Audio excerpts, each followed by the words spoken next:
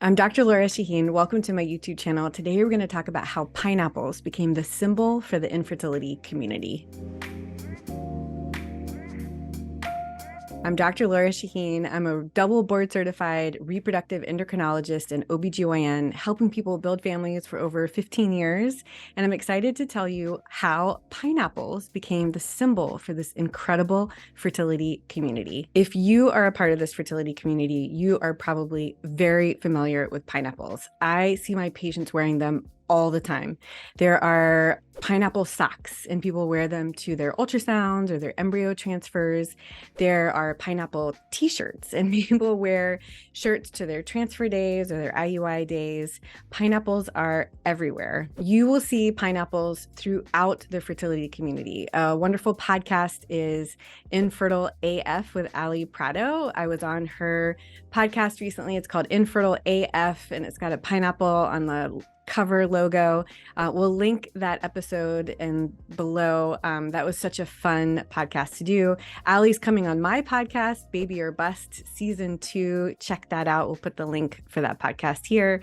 But you'll see pineapples everywhere. I personally love pineapples. I became familiar with them as a symbol for the fertility community when I was infertile and I was kind of going through this process, and I loved kind of getting little pineapples around to sort of remind myself about being strong and just trying to find that support. And it is now my logo. So you see, I wear this little pineapple necklace. It's right back there. It's on my website. So I love pineapples for all that it symbolizes for this fertility community. And I want to share with you where we think this symbol came from. If this is your first time finding this YouTube channel, welcome. I'm so glad you're here. You're going to learn so much about your reproductive health. And if you are coming back to learn more, welcome back. I'm so happy you're here. Please like this video, comment with questions that you have, and subscribe to this channel so more people can find this valuable information. There's a great article from the New York Times out in 2019 that called "The Pineapple, the Icon of IVF," and really researched where this association came from. And they really looked into something called bromelain. Bromelain is a proteolytic enzyme that's been used for centuries, especially in Central America, to decrease inflammation, help with indigestion. And for some reason, people felt that having bromelain in the 2-week wait, kind of before you know you're pregnant or not, might improve chances of the embryo implanting and improve chances of getting pregnant. And in trying to figure out where you can find bromelain in the grocery store, pineapple. So I've always thought that bromelain was most located in the core of the pineapple. I mean, people have told me that forever. I've read that in some kind of fun, Instagram posts and things like that. But when I really researched it for this video, bromelain is most found in pineapple juice or the rough stem of the pineapple. So it's actually, if you're gonna try to get your bromelain, you're going to drink pineapple juice or I guess somehow get it from the stem. But really, truly, there is no evidence that increasing your bromelain intake will improve your chances of getting pregnant. I think this is kind of like the myth surrounding having McDonald's French fries after your embryo transfer might improve chances of success.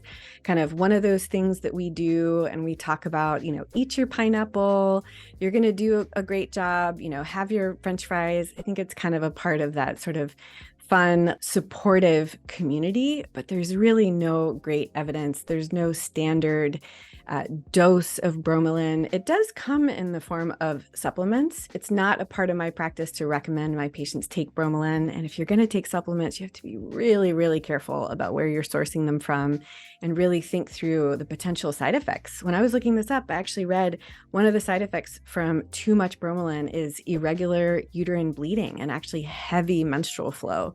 And you certainly don't want that when you are trying to get pregnant. So I will certainly enjoy my patients' pineapple socks and their t-shirts so that they show up at their embryo transfer, but I am not recommending medically that people take bromelain or eat a lot of pineapple in order to improve their chances of success. Other theories about where the connection between pineapples and fertility come from is this sort of saying that you'll see sometimes on t-shirts or kind of talking about like, be a pineapple, stand tall, wear a crown, be sweet on the inside. I've seen that a lot. And it's sort of a way to kind of stand together. I mean, not having your family, working hard, having disappointment. There's a grief surrounding infertility and miscarriage, and the pineapple can be such a symbol of strength and community. It's certainly a symbol of welcome or sort of hospitality in certain communities. And so it just has this really positive connection, and the fertility community has embraced the pineapple as their symbol, and I am all for it. So in summary, I don't think of pineapples as a medical recommendation for my patients, but I think of it as a wonderful symbol for hope and strength in this fertility community. And if you are feeling alone, if you are grieving, if you are having a hard time building your family, think about getting a few pineapples in your life to remind you that you are not alone and that you have a community that is here to support you. Like this video if you learned something, comment with questions that you have, subscribe to this channel, and stick around for more learning.